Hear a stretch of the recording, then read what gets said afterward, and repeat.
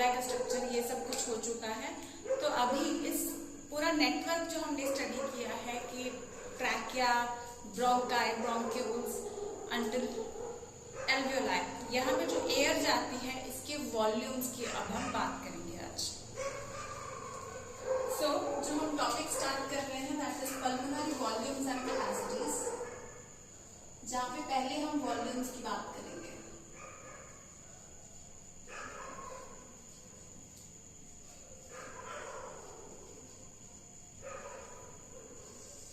Pulmonary volumes, ठीक है। Pulmonary मतलब लंग्स रिलेटेड वॉल्यूम, लंग्स के रिलेटेड जो भी वॉल्यूम्स हैं उनकी हम यहाँ पे बात करेंगे। अब एक इंस्ट्रूमेंट होता है स्पायरोमीटर। ये स्पायरोमीटर जो भी लंग्स, जो भी एयर अंदर लेते हैं हम या बाहर निकालते हैं, उसको मेजर करने के लिए ये कारगर होता है। ये इंस्ट्रूमेंट है स्पायरोमीटर, ठीक है। तो पल्मोनरी वॉल्यूम्स है हमारा जो टॉपिक है, जिसकी हेल्प से हमने ये सब कैलकुलेट किया।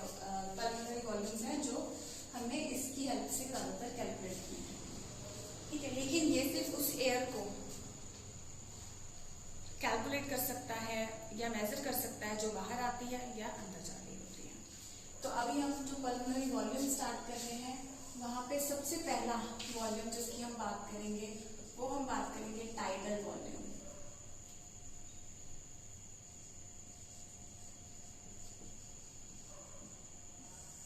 टाइडल वॉल्यूम, ठीक है। टाइडल वॉल्यूम क्या होता है? It is the normal amount of air that is taken in और out. The volume of air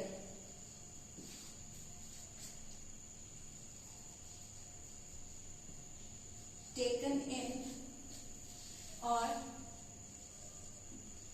given out in a normal breath, ठीक है, और while breathing normally।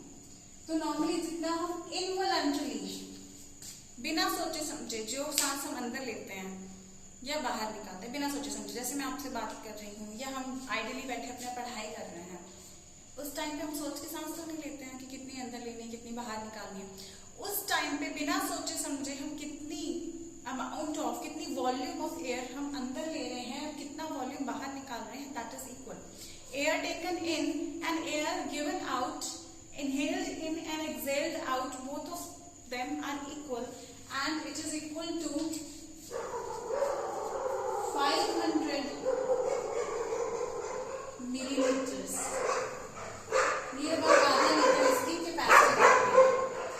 Tidal volume इसको हम बोलते हैं, जो एक सांस में अंदर लिया और एक ही सांस में बाहर निकाला। हम हर जितनी बार हम सांस लेते हैं हम 500 ml अंदर लेते हैं, 500 ml बाहर निकालते हैं, ठीक है। तो टाइडल वॉल्यूम से ही रिलेटेड हम एक कर लेते हैं मिनट वॉल्यूम। यहाँ पे मिनट वर्ड आ गया, यानी कि 1 मिनट के अंदर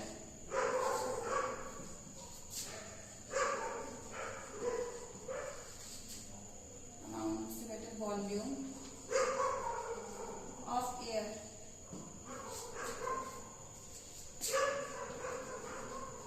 टेकन इन और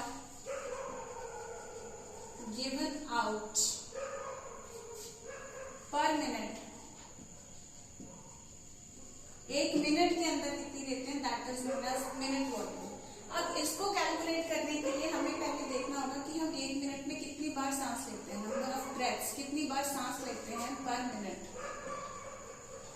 हम बेटा नॉर्मली 12 से 16 बार, 12 to 16 ब्रेथ्स पर मिनट हम लेते हैं, और इसे हम ब्रीदिंग रेट कह सकते हैं। तो ब्रीदिंग रेट कितना है? Number of breaths taken in per minute और given out per minute will be equal 12 से 16। 12 से 16 बार, ठीक है।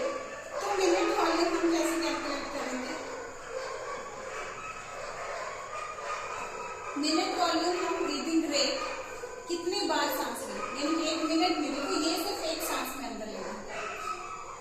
12 बार अगर हम 1 मिनट में ले रहे हैं तो कितना होगा, तो मिनट वॉल्यूम का रेंज रहेगा। अगर 12 बार कोई इंसान ले रहा है तो 500 इंटू 12 से लेकर के अगर कोई मैक्सिमम 16 बार ले रहा है तो 16 इंटू 500, तो इतना ml।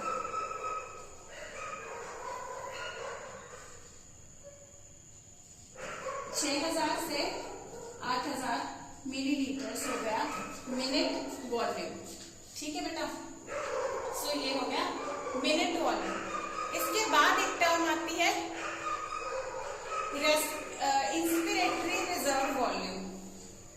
ये तो वो वॉल्यूम है जो हम नॉर्मली अंदर लेते हैं या बाहर निकालते हैं। इसके बाद मैं टॉपिक का नाम यहाँ पे लिख देती हूँ, पल्मोनरी वॉल्यूम जो है।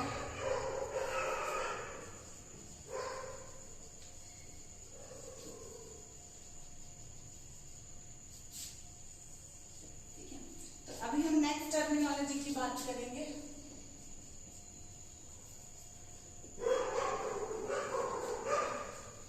Inspiratory reserve volume.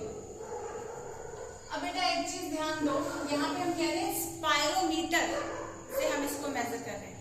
तो नॉर्मल स्पायरोमीटर इंस्ट्रूमेंट से ही जब हम नॉर्मली सांस अंदर लेने बिना सोचे समझे उस टाइम पे देख लिया जाएगा। स्पायरोमीटर ये देखेगा कि कितनी एयर या तो अंदर जा रही है या कितनी एयर बाहर आ रही है। तो वो निकल करके आती है ये 500 ml। ठीक है, तो यहाँ से हमें पता चलता है कि हमारा टाइडल वॉल्यूम जो है that is 500 ml।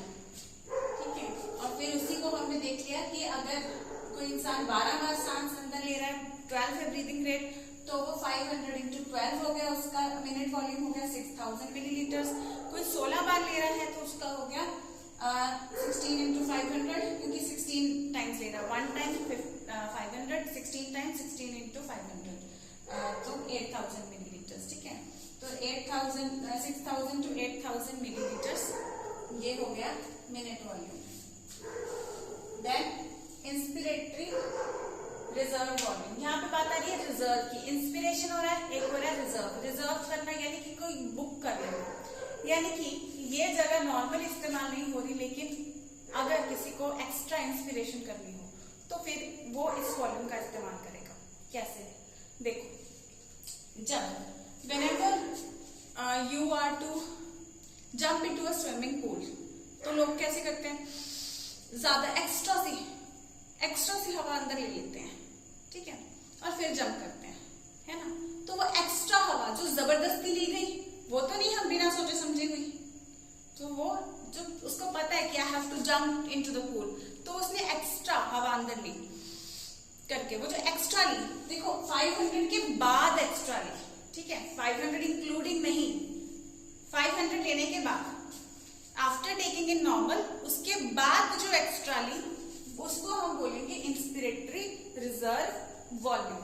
So inspiratory reserve volume is, इसको हम शॉर्ट फॉर्म में IRV बोल देते हैं। सिमिलरली इसको टीपी करके लिखेंगे। ठीक है, तो inspiratory reserve volume it is the volume of air that can be voluntarily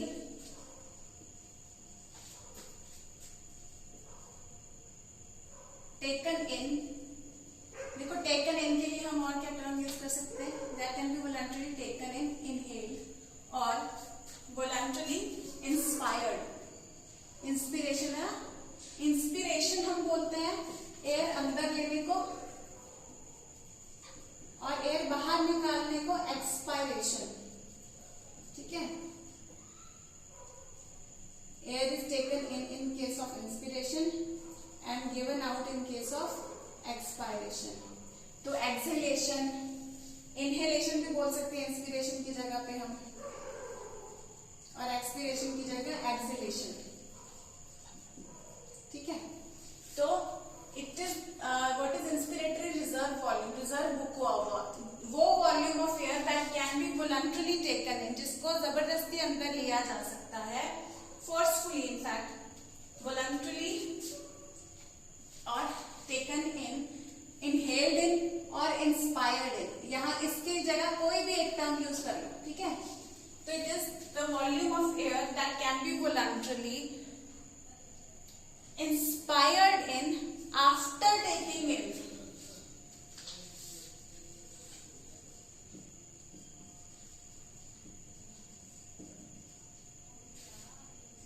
the normal tidal volume. तो जो टाइडल वॉल्यूम जो कि 500 मिलीलीटर है, उसको अंदर लेने के बाद हम जबरदस्ती कितनी एयर और अंदर ले सकते हैं, that is known as inspiratory reserve volume, and that is sort of a reserved area and it will be used as and when required. जैसे कि a swimmer will inhale extra air inside his body while jumping into the pool. Fine.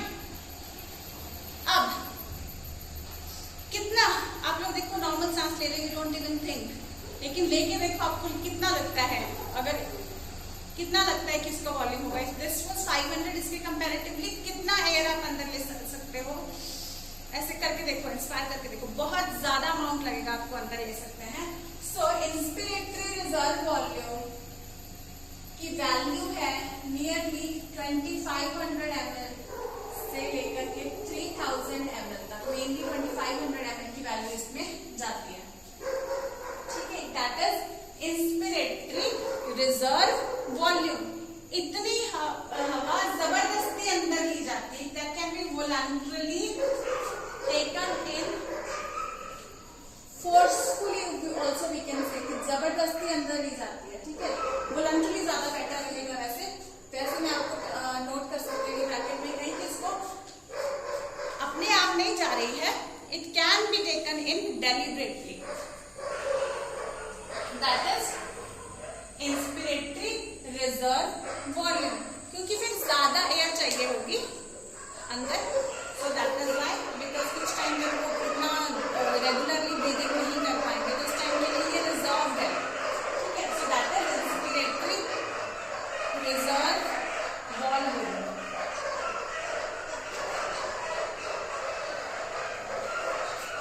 Third term,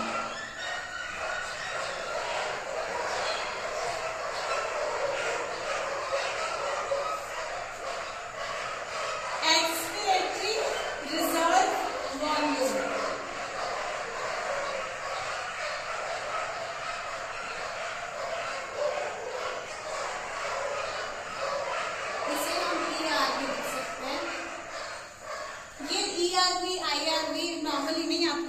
लिखेंगे, इसके आगे हम capacities calculate करेंगे, वहां पे हम जब फॉर्मूले लिखने होंगे हमें, तब हमें ये शॉर्ट फॉर्म्स जो हम लिख रहे हैं ये तब काम आएगा,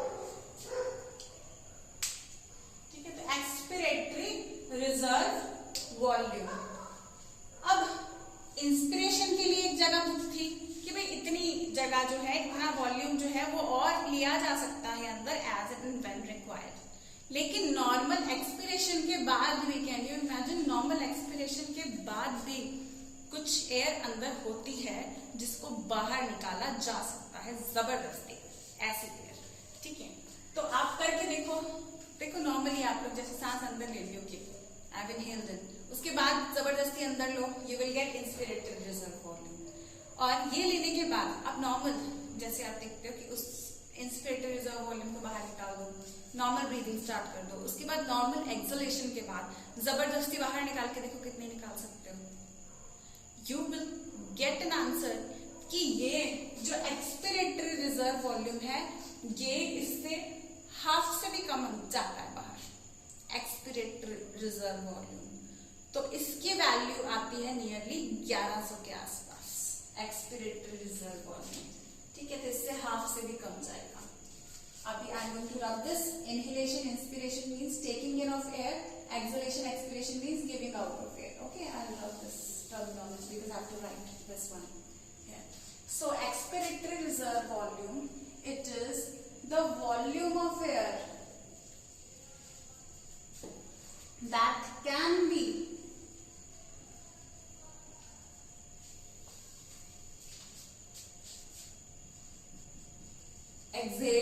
आउट, या कोई भी टर्म यूज कर लेना। और आप तीनों टर्म कभी मत लिखना, ठीक है, वहां पे एक टर्म यूज करना, एक्सेल्ड आउट, एक्सपायर्ड आउट, ठीक है।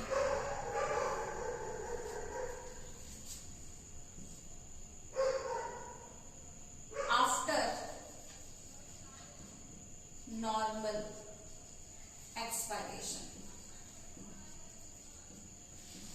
देखो आफ्टर नॉर्मल एक्सपायरेशन, तो नॉर्मल जो टाइडल वॉल्यूम जो 500 ml था उसको बाहर निकालने के बाद और कितनी एयर जो है उसको हम बाहर एक्स्ट्रा निकाल सकते हैं, that is what is known as expiratory reserve volume. तो आप ये चीज करके देखो कि कितनी एयर है जो आप एक्स्ट्रा बाहर निकाल सकते हो। तो आपको नियरली ये अज्यूम हो जाएगा कि it is nearly half of that of the inspiratory reserve volume.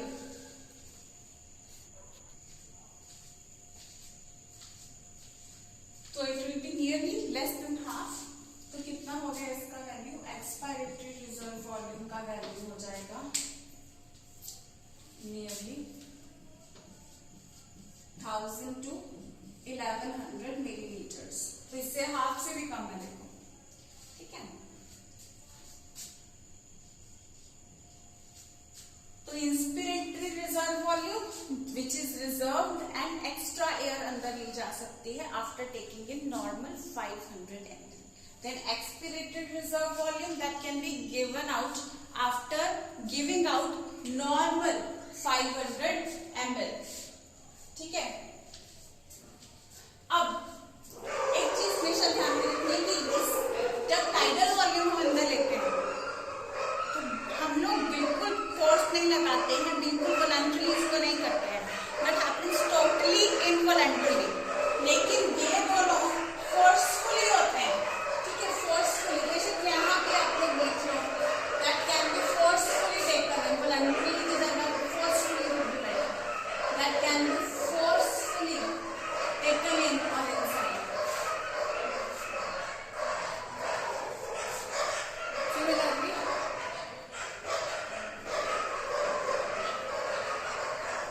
the volume, similarly, expiratory reserve volume is the volume of air that can be exhaled out forcefully after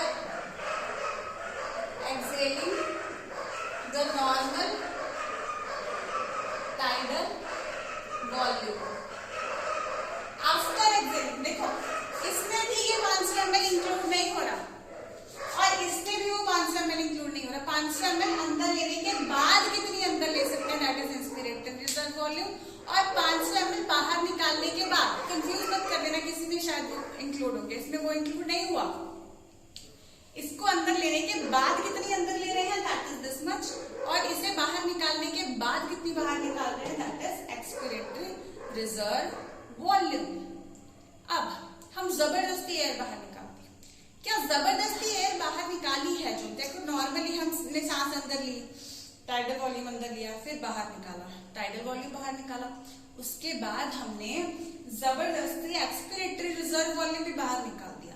तो इसके बाद क्या हमारी lungs collapse हो जाएंगी, खाली हो जाएंगी, बिल्कुल खाली हो जाएंगी। अगर खाली होगी तो क्या होगा, कोलैप्स हो जाएंगी।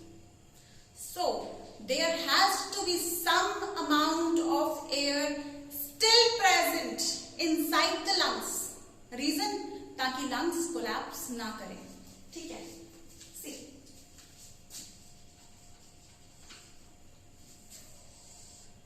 lungs can never get empty. Some amount of air will always be present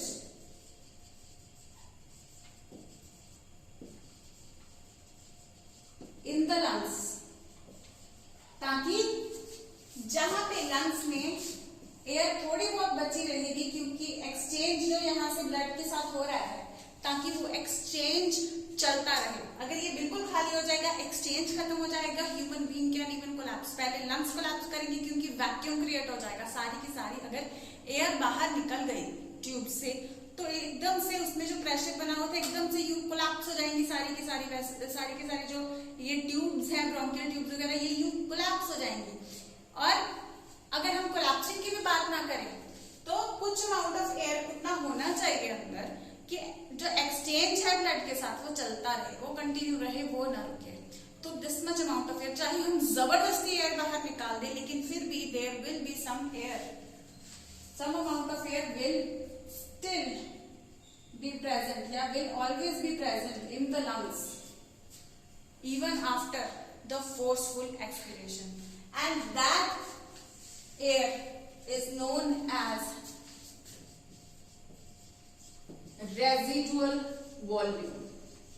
अब ये रेजिडुआ वर्ड बता रहा है आपको, रेजिडुआ वर्ड से बना हुआ है ये रेजिड्यू। जब आप लोग कुछ केमिस्ट्री के एक्सपेरिमेंट्स वगैरह करते हो, उसमें जैसे कुछ जला दिया है, फॉर एग्जांपल, चलो एक केमिस्ट्री को छोड़ो जिनकी केमिस्ट्री वीक होगी, तो वो ये सुनो कि पेपर है, पेपर जला दिया, मैक्सिमम अमाउंट ऑफ एयर उसका हट जाएगा, मैक्सिमम अमाउंट ऑफ जो कंपाउंड है वो खत्म हो जाएगा, लेकिन उसका ऐश बचा होगा, ठीक है। वो ऐश जो उसमें बचा रह गया, that is very less material as compare to the size of the paper, but that thing which will be the end of that experiment that we did, वो जो बचा रह गया that is known as residue, ठीक है, that is known as residue. तो ये जो एयर है ये भी सारा एयर बाहर निकालने के बाद भी अंदर बची रह गई, so this is what is residue. कौन सी, किस चीज की रेजिड्यू? एयर की, residual air, so that is why it is known as residual air. The amount of air that will be retained in the lungs even after forceful expiration. R भी लिख देते हैं इसको। So this is the volume of air that will still be present or will still be present की जगह पे हम लिख सकते हैं और that will still remain यानी बची रह जाएगी inside the lungs। मैं डबल वर्डिंग आपको इसलिए बता रही हूँ, आपको जो इजी लगे यूज कर लेना, ठीक है, अदरवाइज लैंग्वेज अपनी यूज करें बेटर रहेगा। The volume of air that will still be present और that will remain, that will still be present inside the lungs even after forceful expiration। तो जबरदस्ती एयर बाहर निकालने के बाद भी कुछ अमाउंट ऑफ एयर अंदर रह जाएगी, that is known as residual volume. उसी को हम रेजिडुअल वॉल्यूम बोलेंगे, दैट इज रेजिडुअल एयर यानी बची हुई एयर। और इसका फंक्शन क्या होता है?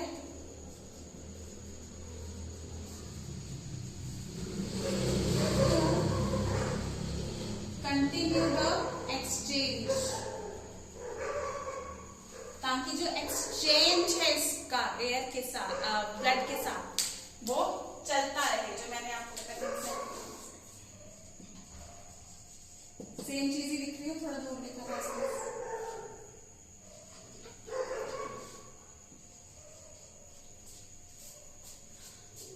The volume of air that will still be present in the lungs even after forceful expiration।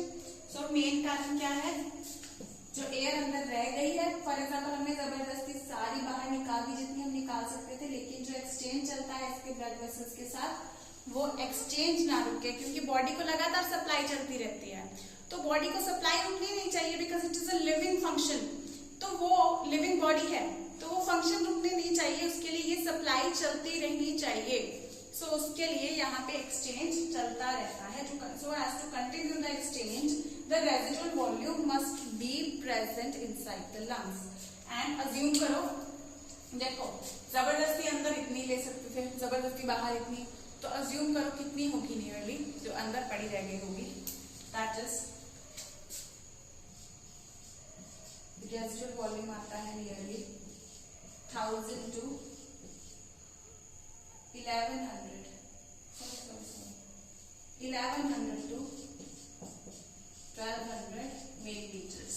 ठीक है, this was 1000 to 1100, this is 1100 to 1200 milliliters RV और रेजिडुअल वॉल्यूम का वैल्यू। ठीक है,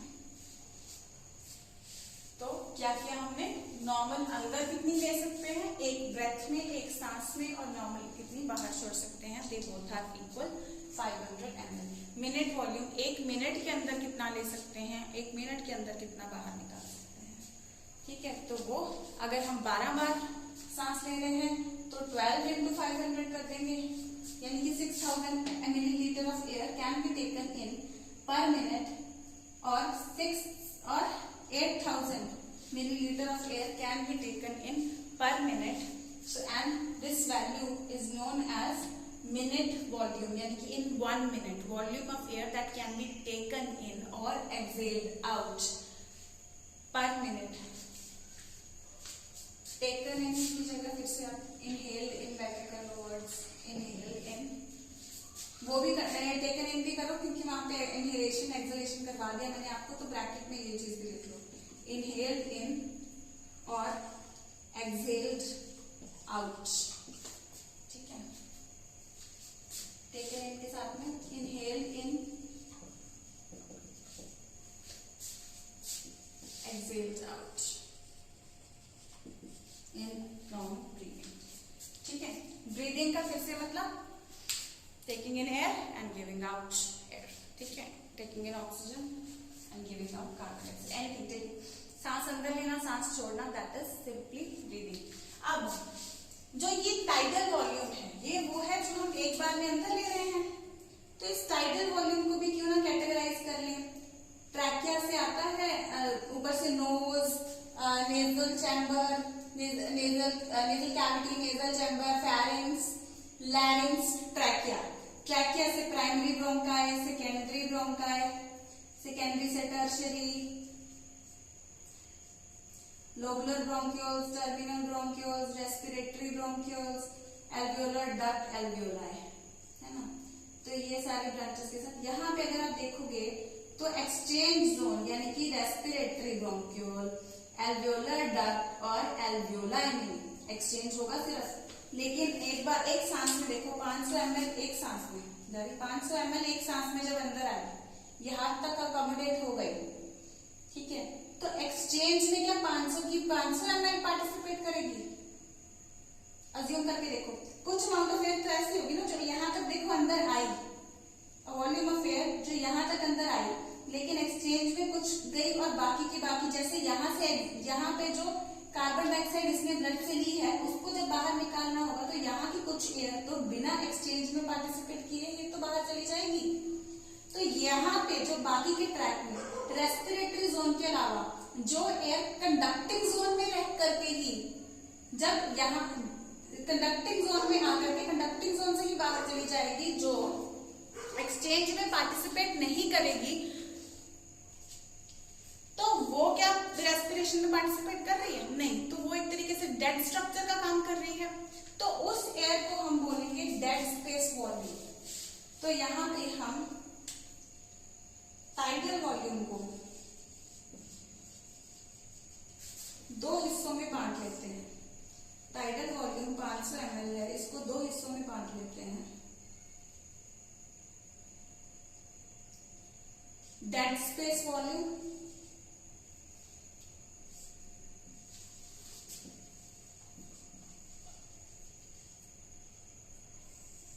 amount of air that remains only in the pathway and does not participate in the exchange, that is known as dead space volume। ठीक है, amount of air that remains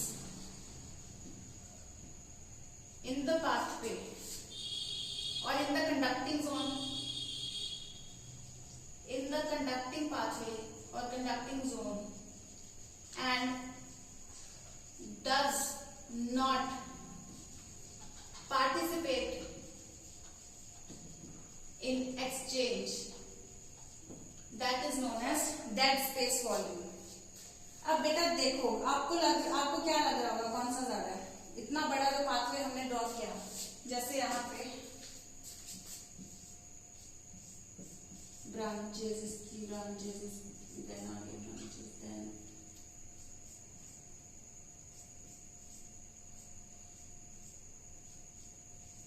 तो यहाँ से इतनी सारी ब्रांचेस, मल्टीपल काफी सारी ब्रांचेस आएंगी, लास्ट एल्वियोला आएंगे। देखने भर से आपको लग रहा होगा कि ये ज्यादा है, अज्यूम करके देखो, सोचते रहो पूरा। एक चीज है डेड स्पेस वॉल्यूम, और टाइडल वॉल्यूम का दूसरा पार्ट है रेस्पिरेटरी वॉल्यूम।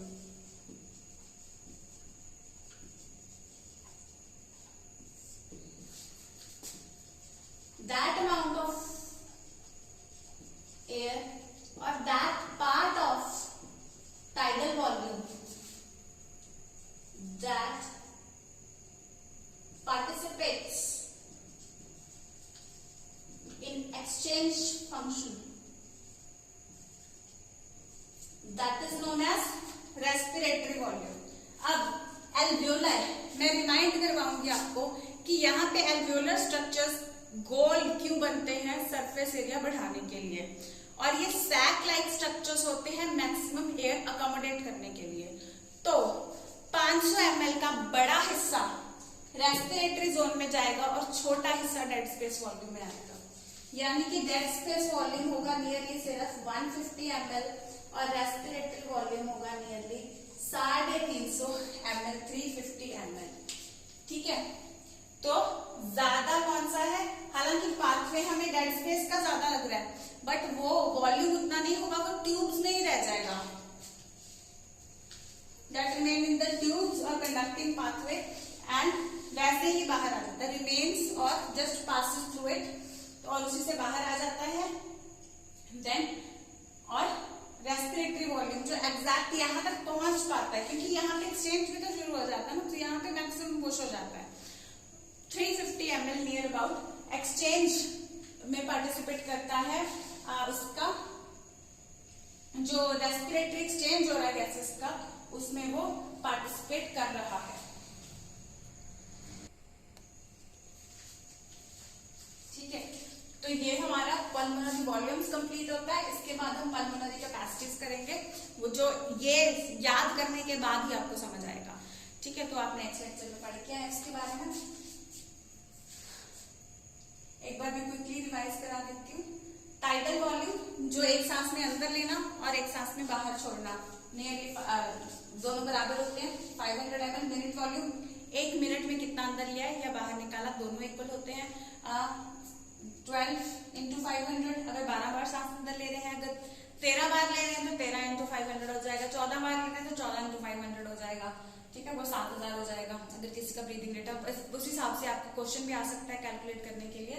ठीक है, if a person's breathing rate is 14 breaths per minute and the tidal volume तो सेम ही रहेगा, so calculate the minute volume। तो उस तरीके से आप लोग multiply by 500 कैलकुलेट कर सकते हो। अगर 16 टाइम्स है मैक्सिमम तो 16 × 500। ठीक है, तो ये आ जाता है नियरली 6000 से 8000। इसको हम दो हिस्सों में डिवाइड कर सकते हैं, डेड स्पेस वॉल्यूम और रेस्पिरेटरी वॉल्यूम। रेस्पिरेटरी से ज्यादा बेटर रहेगा क्योंकि एल्वियोलाई में जा रहा है, तो एल्वियोलर वॉल्यूम आप कह लो इसको। जो टेक्स्ट बुक्स में एक्चुअली रेस्पिरेटरी वॉल्यूम भी बोल देते हैं, ऑल्सो कॉल्ड रेस्पिरेटरी वॉल्यूम, लिखना लिख लो। लेकिन एल्वियोलाई के अंदर यहाँ पे क्योंकि हम स्ट्रक्चर की बात कर रहे हैं कि डेड स्पेस में कौन सा रहता है और एल्वियोलर में कौन सा रहता है, जो टेक्स्ट बुक्स में है वो एल्वियोलर वॉल्यूम ही होगा। वैसे एनसीईआरटी में आई डोंट थिंक ये अलग दिया हुआ है, बट एल्वियोलर वॉल्यूम क्योंकि वो स्ट्रक्चर है जिसके अंदर एयर जा रही है, जिसकी हम बात कर रहे हैं, तो alveolar volume will be the better term. 150 ml होता है 500 ml में से, जो किसी काम नहीं आता। 500 ml में से सिर्फ 350 जो एल्वियोलर तक पहुंच पाता है और एक्सचेंज में पार्टिसिपेट करता है। Then inspiratory reserve volume 500 ml अंदर लेने के बाद कितनी जबरदस्ती एयर अंदर ले सकते हैं, that is inspiratory reserve volume 25 ml से 3000 ml तक हम जबरदस्ती एयर अंदर ले सकते हैं। एक्सपिरेटरी रिजर्व वॉल्यूम, अगर हम जबरदस्ती सांस बाहर छोड़ना चाह रहे हैं, करके देख लेना, इससे नियरली आधे से भी कम आती है, तो 1000 to 1100 ml होती है। 500 ml बाहर निकालने के बाद क्योंकि बाहर निकाल पाते हैं। Residual volume, residual volume, volume of air that will still be present inside the lungs. Even after forceful expiration. जबरदस्ती जो एक्सपिरेटरी रिजर्व वॉल्यूम, पहले टीवी बाहर निकाल टाइटल वॉल्यूम, उसके बाद टाइटल वॉल्यूम के बाद एक्सपिरेटरी रिजर्व वॉल्यूम भी बाहर निकाल दिया, उसके बाद भी कुछ एयर अंदर बची रहेगी, that is residual volume, that is nearly 1100 to 12,000। इसका फंक्शन क्या होता है, ताकि एक्सचेंज चलता रहे, एक्सचेंज ना रुके, ठीक है, और उसके लिए ये अंदर रहनी चाहिए। So this is all with today's lecture. All the best to my future doctors, keep studying.